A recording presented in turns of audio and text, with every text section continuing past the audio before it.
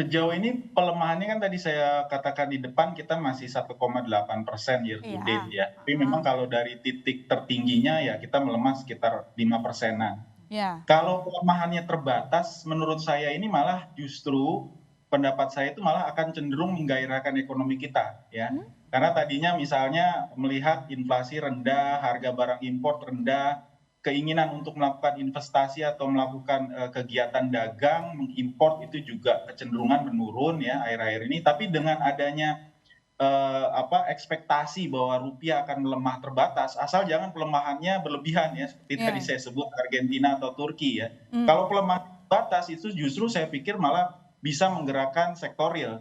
Jadi oh, kembali pengusaha akan meningkatkan stoknya, lalu juga mengambil keputusan bisnisnya, walaupun pasti nanti akan ada kenaikan harga. Justru menurut kami mhm, penaikan harga itu justru menjadi stimulus buat perekonomian supaya bergerak lebih kuat. Kita tahu sejauh ini pertumbuhan kredit kan modal kerja itu salah satu yang kita lihat masih sekitar 8-9%. Nah, ini belum optimal. Nah, saya pikir oke. ini juga ke Ya itu depan dengan adanya pemilu juga, ada kampanye pemilu dan seterusnya ini kembali bisa menggairahkan supaya sektor real itu lebih kuat lagi pergerakannya ke depan. oke sebentar, kalau memang iya kalau misalnya duit orang ada, kalau enggak gimana soal daya beli?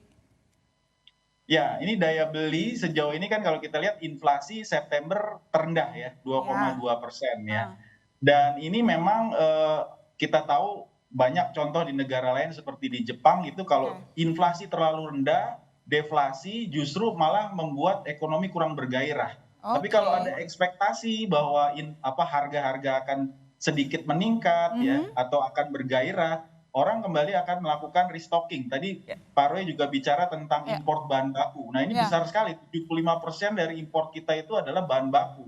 Jadi kalau oke, kita lihat memang akan ada kemungkinan ekonomi lebih bergairah, terutama kita tadi menyambut kampanye pemilu, kita akan mmm, ada event pemilu 3 kali ya, paling tidak tahun depan. Nah, ini paling tidak bisa menggairahkan asal pelemahannya masih bisa kita mitigasi ya. oke, Saya yakin sampai sejauh ini cadangan devisa kita masih relatif sangat kuat di iya, emerging market iya, dan kita juga punya secondary buffer. oke, Dan selain itu juga dari sisi pemerintah juga mungkin perlu sinergi ya dari sisi kebijakan fiskal dan kebijakan moneternya, my oke, sister. oke.